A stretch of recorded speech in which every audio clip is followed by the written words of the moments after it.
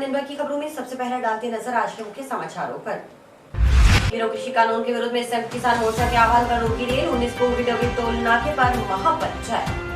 तिरंगा लिए 1300 किलोमीटर दौड़कर कंप्यूटर इंजीनियर अतुल कस्य पहुंचा हनुमानगढ़। उद्देश्य रूढ़िवादी सोच व भावुकता के चलते गलत कदम उठाने वाले लोगों को करा जागरूक। सड़क सुरक्षा माह कार्यक्रम का हुआ समापन। पोस्टमार्टम करा परिजनों को सौंपा युवक का शव। पटाखे जलाते समय विस्फोट होने से 7 जनों के झुलसने का मामला। और खबरें विस्तार से। केंद्र सरकार द्वारा लागू किए गए तीनों कृषि कानूनों के विरोध में क्षेत्र के किसानों ने विरोध स्वरूप जंक्शन रेलवे स्टेशन पहुंचकर रेल रोकी। आक्रोशित किसानों ने केंद्र सरकार के खिलाफ नारेबाजी की। वक्ताओं ने कहा कि तीनों कानूनों के विरोध में शुक्रवार को डबली टोल नाके पर किसानों की महापंचायत होगी। किसान नेता रघुवीर सिंह वर्मा ने बताया कि संयुक्त किसान मोर्चा के आह्वान पर रेल रोको प्रदर्शन किया गया है। उन्होंने बताया कि दोपहर 12 बजे से तमाम इलाके के किसानों ने शाम 4 बजे तक रेल की पटरियों पर बैठकर रेल रोक विरोध प्रकट किया।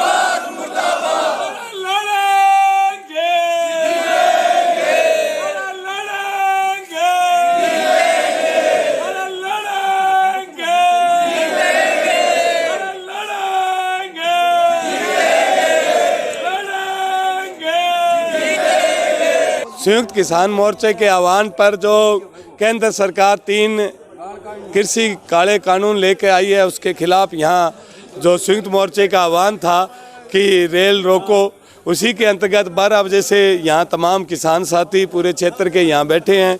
और जो आह्वान है 4 बजे तक का, जब तक यहीं रहेंगे। और अभी कुछ साथी गाने भी सुना रहे हैं, भाषण वगैरह भी चल रहे हैं। मोदी सरकार जो ये कानून लेके आई है वह किसानों की फसल और नस्ल दोनों को बर्बाद करने का है, जिसे हम सहन नहीं करेंगे और उसके खिलाफ ये आंदोलन है। लेना तो बैठे हैं MSP कानून बना देन, घट्टो घट्ट समर्थन मुल ते तीनों कानून जेडे है कृषि विरोधी वापस लैन, जिह कि पुरानियां मंडियां बहाल रह जान, नहीं तो 2-3 सालों चो खत्म हो जानी है। आई है भी 3 महीने हो गए, किसान 200 तो उत्ते तो शहीद ही हो गए।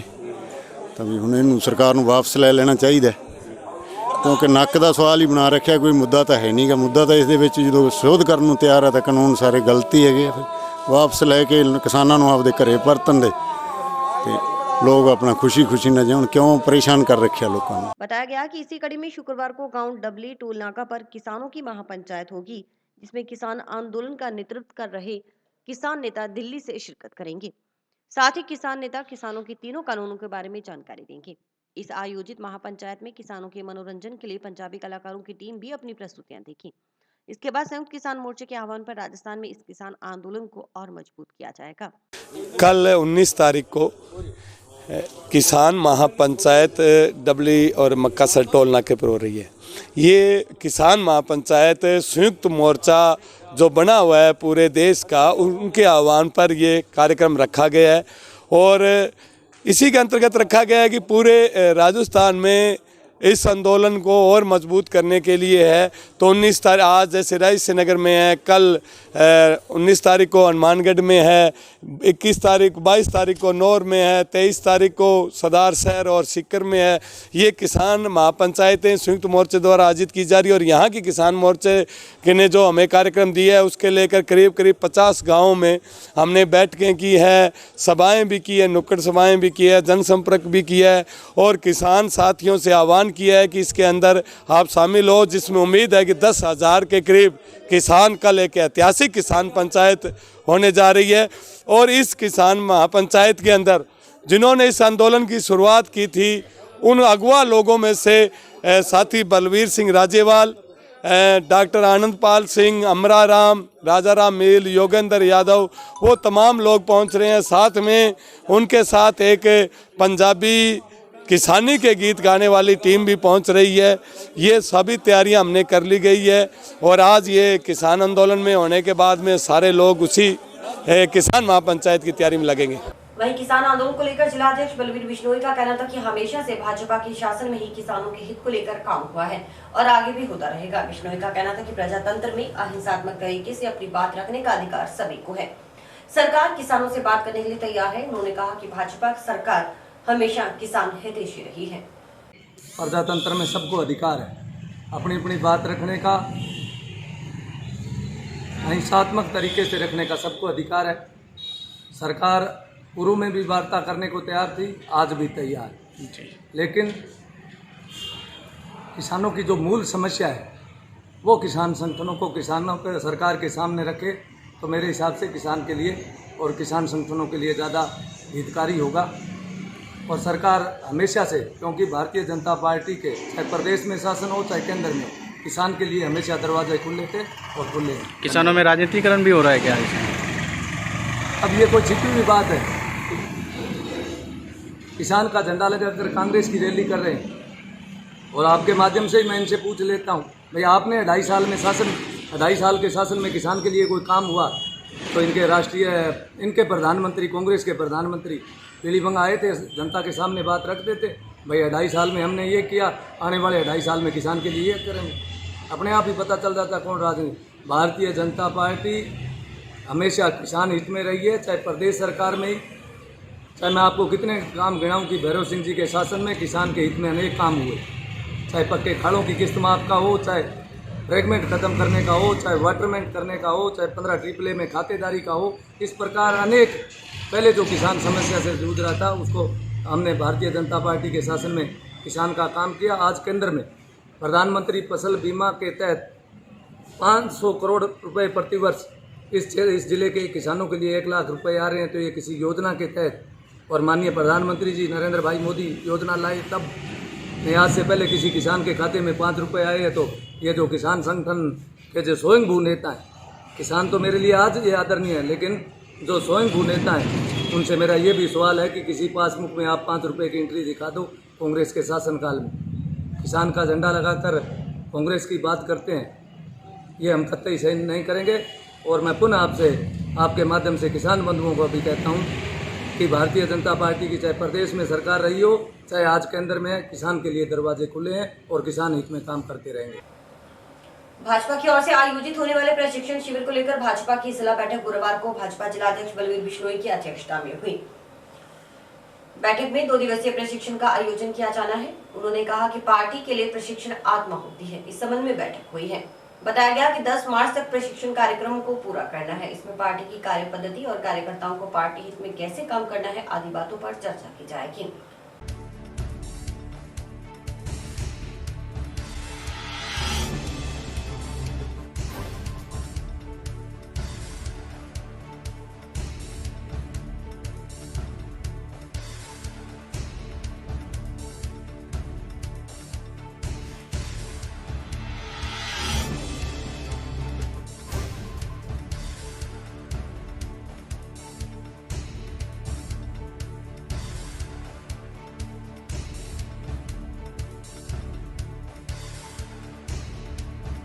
जिला की बैठक जो पार्टी के प्रत्येक मंडल पर प्रशिक्षण शिविर 2 दिवसीय होने हैं, उसके बारे में चर्चा के लिए है। क्योंकि पार्टी के लिए प्रशिक्षण पार्टी की किसी भी संगठन की आत्मा होती है। इसके लिए आज हमारी बैठक है कि हम प्रत्येक 21 हमारे ज़िले में मंडल हैं, 21 मंडलों में 2 दिवसीय प्रशिक्षण शिविर को लेकर आज इस बैठक का आयोजन किया गया है। तो हम सभी बिंदुओं पर विचार विमर्श करके सब मंडलों के प्रभारी प्रशिक्षण के लगाकर इस कार्य को 10 मार्च तक इसको पूरा करने जा रहे हैं। जनवरी माह से चल रहे सड़क सुरक्षा माह का समापन गुरुवार को हुआ। इसमें पुलिस अधीक्षक प्रीति जैन व अन्य अधिकारियों ने शिरकत की। कार्यक्रम में एसपी प्रीति जैन ने आमजन से यातायात नियमों का पालन करने की बात कही।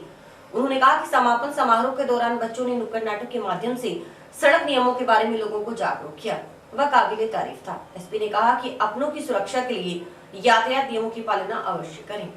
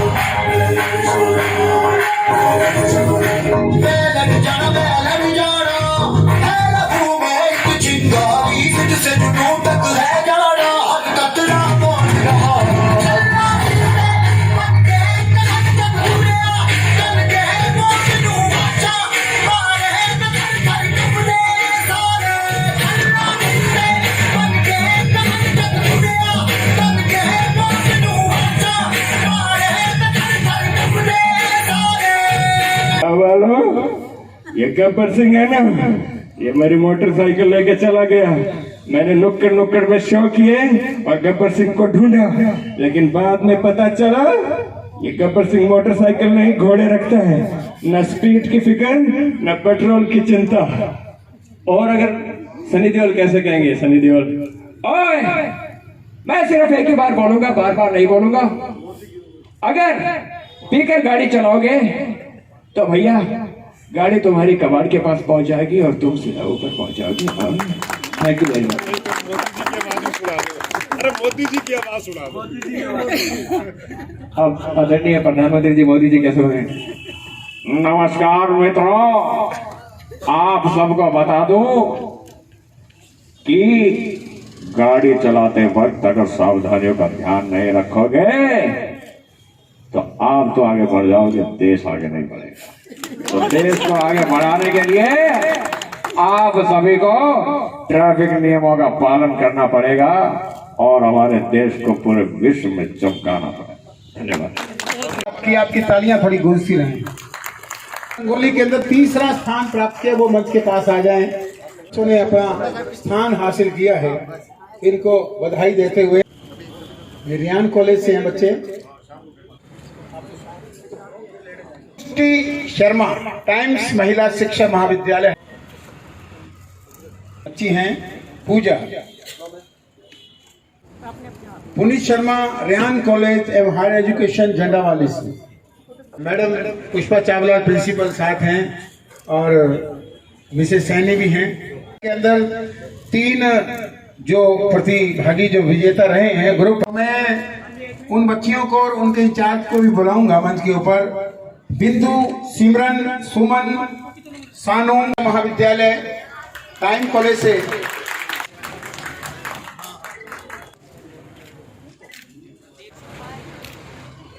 और सड़क सुरक्षा माह की समाप्ति पर ट्रैफिक पुलिस हनुमानगढ़ के द्वारा एक बहुत ही बेहतरीन कार्यक्रम का आयोजन किया गया। विभिन्न स्कूलों के बच्चों के माध्यम से और जो जगह जगह नुक्कड़ नाटक ट्रैफिक पुलिस द्वारा आयोजित किए जा रहे हैं, उसके प्रदर्शन के द्वारा समझाने का प्रयास किया गया कि ट्रैफिक के नियमों की पालना करना कितना आवश्यक है और यदि हम इनकी पालना नहीं करेंगे तो क्या क्या नुकसान हो सकते हैं।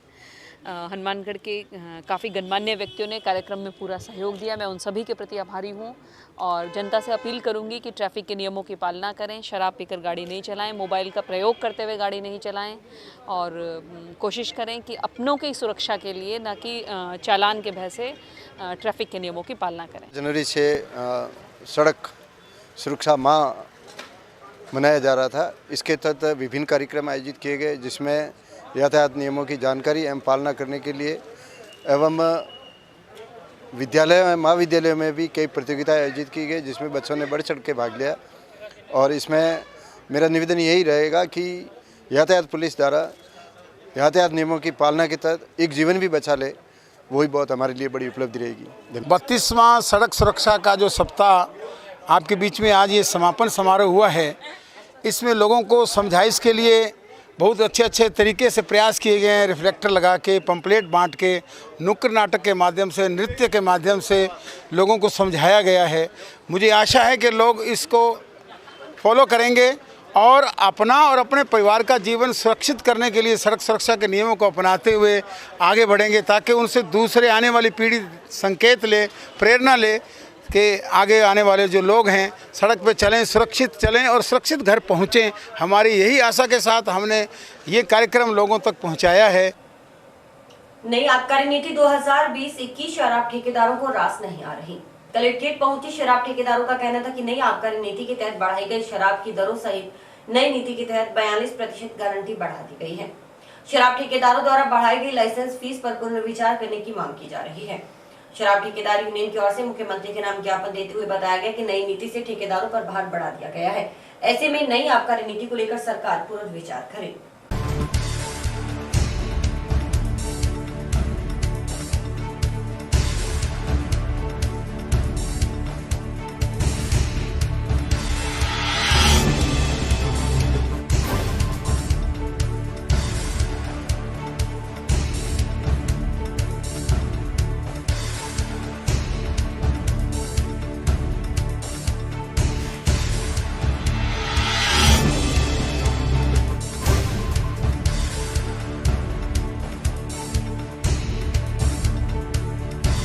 ठेकेदार जो कि आबकारी के तहत दारू का कारोबार करते हैं, जिला कलेक्टर महोदय से मिलने आए हैं। जो राजस्थान गवर्नमेंट की आबकारी नीति है उसका हम पुरजोर सभी विरोध कर रहे हैं कई दिनों से, और आपके माध्यम से अखबार में रोज़ आ भी रहा है। जहां सरकार एक और तो कहती है कि दारू का सेवन स्वास्थ्य के लिए हानिकारक है और इसको बंद किया जाए। ये माननीय मुख्यमंत्री महोदय का प्रथम एजेंडा रहता है कि कम से कम लोग शराब पिएं, जबकि दूसरी तरफ जो आबकारी नीति घोषित होती है उसके अंतर्गत हमेशा ही गारंटी को बढ़ा दिया जाता है। अब की बार भी हर दुकान के ऊपर 42% गारंटी बढ़ा दी।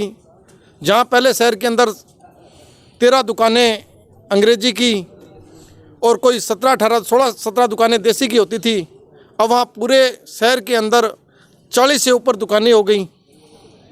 एक जोन के अंदर 3-3 दुकानें बना दी, 3-3, 4-4। उनका कोई स्थान भी निश्चित नहीं किया गया, चाहे ठेकेदार दुकान ले ले और लड़ता रहे। जहाँ पहले लाइसेंस फीस RML की 400 रुपये थी, अब 908 रुपये कर दी। 40 UP की जहाँ 173 रुपये थी, वहाँ 350 रुपये कर दी, 382 रुपये कर दी। ये जो नीति है सरकार की, ये ठेकेदार को मारने वाली है। अंग्रेजी उसके ऊपर आप देखो कि कितने परसेंट, 42% गवर्नमेंट कहती है भी हमने बढ़ाए हैं। अब जो ठेकेदार है वो कहाँ तो दारू बेचेगा। RML 30% ही नहीं बिकती थी, वो 50% कहाँ से बेच देगा। और जगह जगह दुकानें। इसलिए पहले ही ठेकेदार कोरोना से पीड़ित था। पिछले साल ठेकेदारों को लाखों रुपए का नुकसान हुआ, और इस नीति से तो ठेकेदार कहीं का नहीं रहेगा। उसे अपना पल्ला बेच के जो घर थोड़ा बहुत सामान जमीन जायदाद है वो भी बेच दे तो भी उसका पीछा नहीं छूटेगा। मैं आज शराब ठेकेदार यूनियन की तरफ से आपके माध्यम से मुख्यमंत्री साहब को ये संदेश देना चाहता हूँ कि जो नई आबकारी नीति बनाई है उसमें जो RML की बेसिक लाइसेंस फीस और जो बेसिक लाइसेंस फीस रखी गई है वो हमारे कहीं एडजस्ट नहीं होती, उसका हमें काफ़ी बड़ा नुकसान है। और इस नुकसान को भरपाई के लिए आज हमने कलेक्टर साहब के माध्यम से मुख्यमंत्री साहब के ज्ञापन पुनर्विचार के लिए, आबकारी नीति के पुनर्विचार के लिए दिया गया है। दूसरा जो इंग्लिश प्लेंटी रखी है, अंग्रेजी शराब पर जो प्लेंटी रखी है वो ठेकेदार पर बहुत ज़्यादा बोझ है। तो हम आज सारे शराब ठेकेदार यूनियन भाई इकट्ठे होकर कलेक्टर साहब के माध्यम से मुख्यमंत्री साहब को ये ज्ञापन में बताए गए कि जो आबकारी नीति, नई नीति निकाली गई है उस पर पुनर्विचार करें ताकि ठेकेदारों को फ़ायदा हो।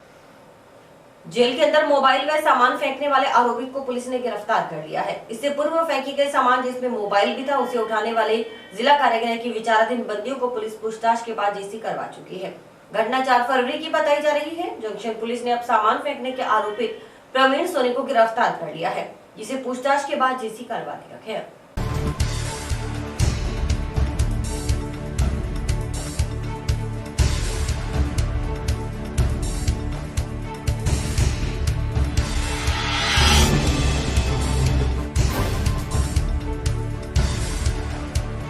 ये 4 फरवरी की घटना है। सुबह करीबन 4 बजे जेल के बाहर से कोई पैकेट्स फेंके गए थे किसी के द्वारा। तो जो पैकेट्स उठाने वाले को जेल की संतरी ने पकड़ लिया और उससे पूछताछ की और तलाशी ली, तो उससे फ़ोन और पैकेट बरामद हो गए। और फिर वो जेल प्रशासन ने मुकदमा करवा दिया। तफ्तीश की तो प्रेम और कृष्ण मुलजिम जो विचाराधीन बंदी हैं जेल के, वो उसके मुलजिम पाए गए, जिनको प्रोडक्शन वारंट पे लेके जेसी करवा दिया गया है। और सीडीआर और कैफ फार्म से ज्ञात हुआ कि बाहर से जो थ्रो करने वाला है वो लड़का सुभाष सोनी का लड़का प्रवीण सोनी है, जिसको आज गिरफ्तार कर लिया था। बाद तफ्तीश उसको जेसी करवा दिया है। महिला पुलिस थाना में दर्ज एक प्रकरण में सुनवाई नहीं होने से परेशान परिवादी एसपी से मिले और मामले में जल्द कार्रवाई की मांग की गई। मामले में धोलीपाल निवासी रामा देवी व उनके परिजन एसपी कार्यालय पहुंचे और आरोपित द्वारा कार्रवाई नहीं होने पर पीड़ित को और परेशान किए जाने की बात कही गई।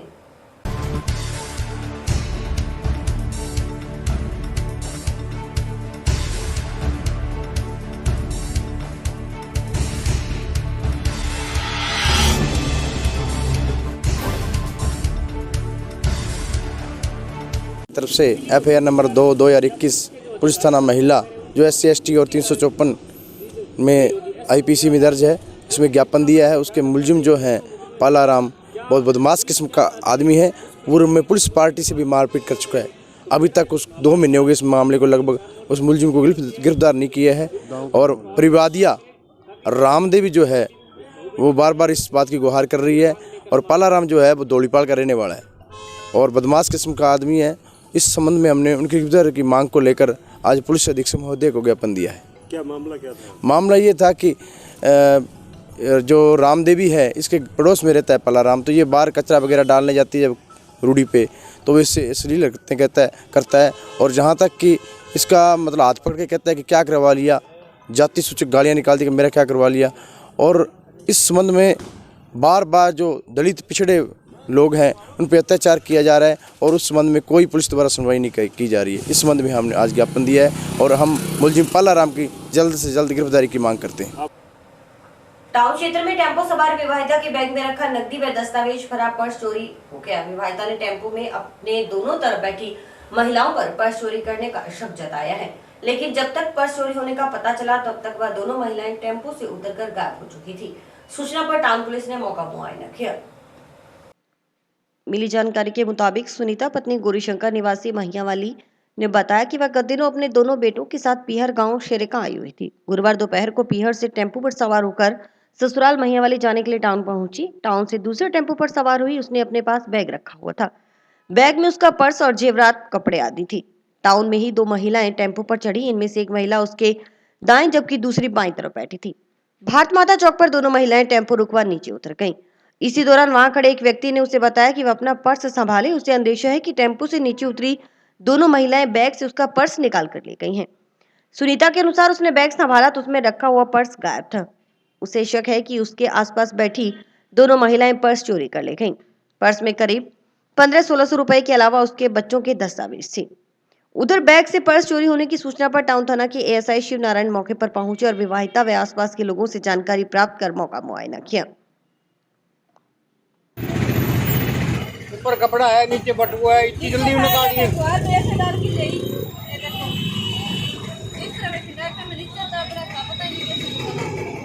मैंने गर्मा काट लिया उन्हें।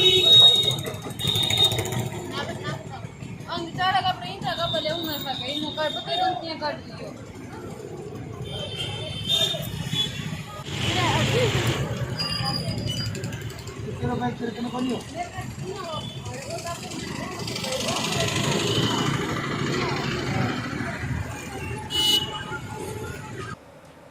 में हो रही नशे की बिक्री के खिलाफ जय भोलेनाथ युवा ग्रुप के नेतृत्व में युवाओं ने गुरुवार को शहर में रोष मार्च निकाला। रोष मार्च टाउन से दशहरा ग्राउंड से आरंभ होकर जंक्शन में जिला पुलिस अधीक्षक कार्यालय तक निकाला गया। एसपी कार्यालय के समक्ष युवाओं ने पुलिस अधिकारियों को एसपी के नाम ज्ञापन सौंप शहर में सरेआम हो रही नशे की बिक्री पर अंकुश लगाने और इस कारोबार से जुड़े लोगों के खिलाफ सख्त कार्रवाई की मांग की गई।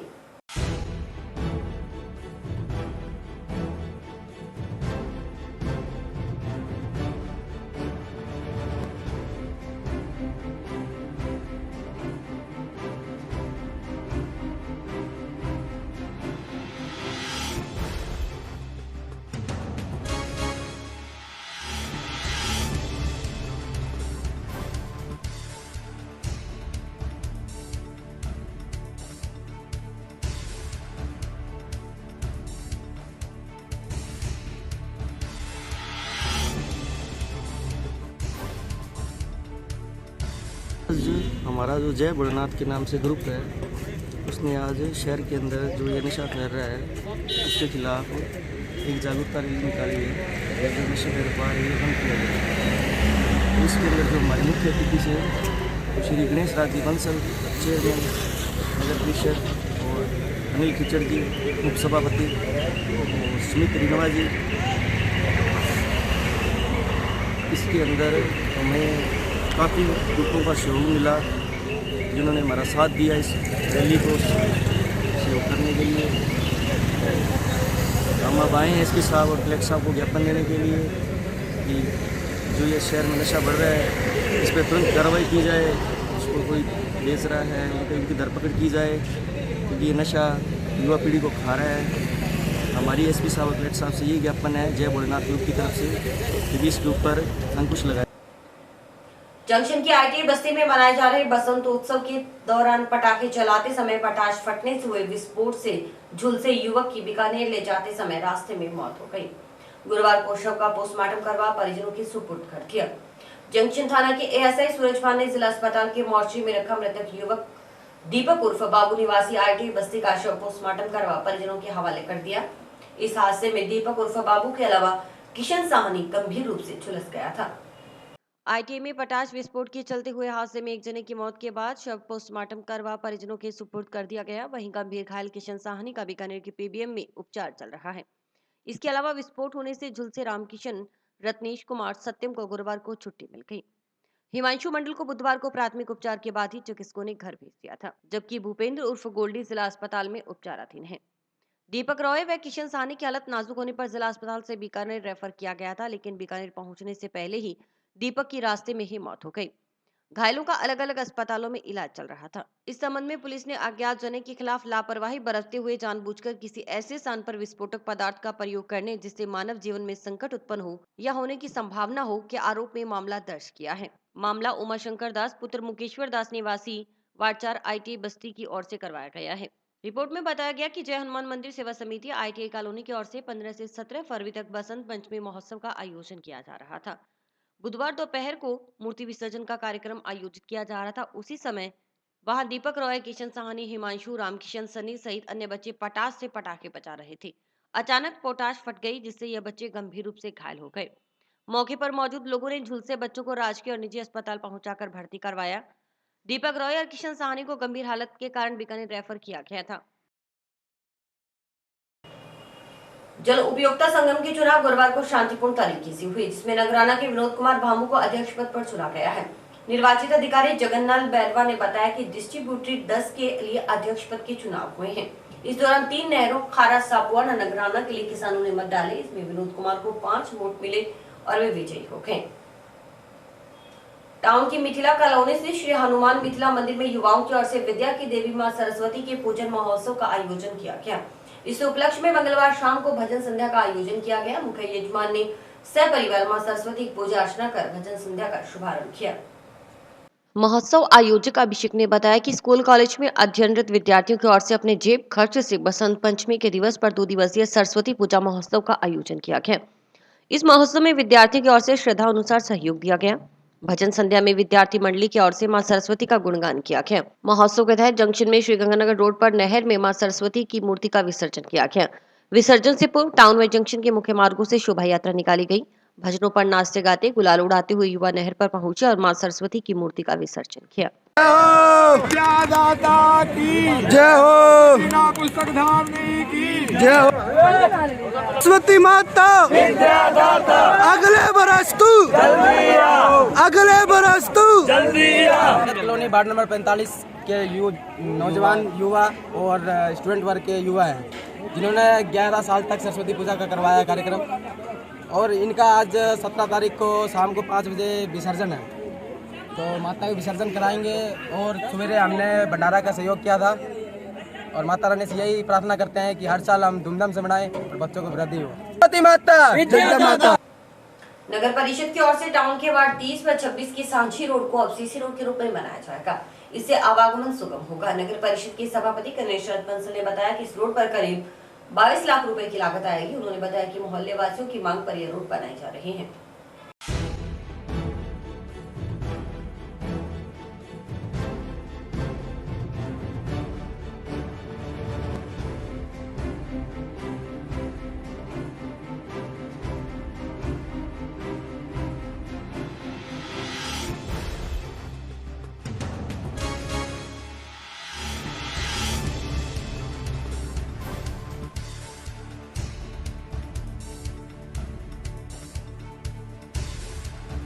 नगर परिषद हनुमानगढ़ के द्वारा वार्ड नंबर 30 व 26 की सांझी रोड जो है, जो अंडरपास से बाहर निकल के है, उसको सीसी रोड का बनाया गया है। कुल 22 लाख रुपए लागत से सीसी रोड बनेगी।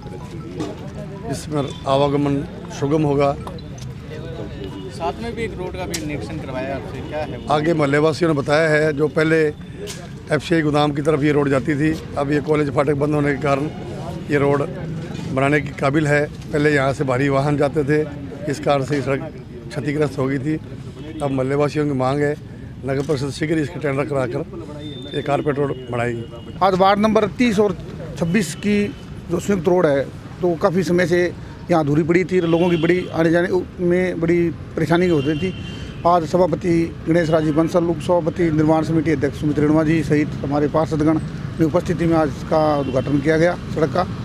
और ये बहुत ही बढ़िया और शानदार सड़क का निर्माण होगा। और जो पीछे रेलवे लाइन की तरफ तो रेलवे स्टेशन की जो रोड जाती है, वो भी काफ़ी क्षतिग्रस्त है। उस रोड को भी सभापति महोदय ने बनवाने का आश्वासन दिया। मैं सभापति महोदय का और समस्त पार्षदों का और समस्त वार्डवासियों का इसमें उसका आभार प्रकट करता हूँ, जिन्होंने इस सड़क के लिए हमें स्वीकृति दी। और ये सड़क का जंक्शन में श्रीगंगानगर फाटक पर संचालित श्री बालाजी रसोई की ओर से 21 मार्च को श्री श्याम अखंड ज्योति पाठ करवाया जाएगा। इस पाठ के कथावाचक संदीप सुल्तानी कोलकाता होंगे। वे भक्तों के समक्ष श्री श्याम बाबा की पूर्ण जीवनी दर्शन झांकियों के माध्यम से पाठ पढ़ करने जाएंगे। श्री बालाजी रसोई पदाधिकारियों के अनुसार इस प्रकार का बड़ा आयोजन जंक्शन शहर में पहली बार हो रहा है। इससे पहले टाउन में यह आयोजन होता रहा है। इस आयोजन को लेकर श्याम भक्तों में उत्साह अभी से देखा जा रहा है। कार्यक्रम का आयोजन महाराजा अग्रसेन भवन में होगा। और इसी के साथ समाचार समाप्त हुए। रोजाना देखते रहिए समाचार। नमस्कार।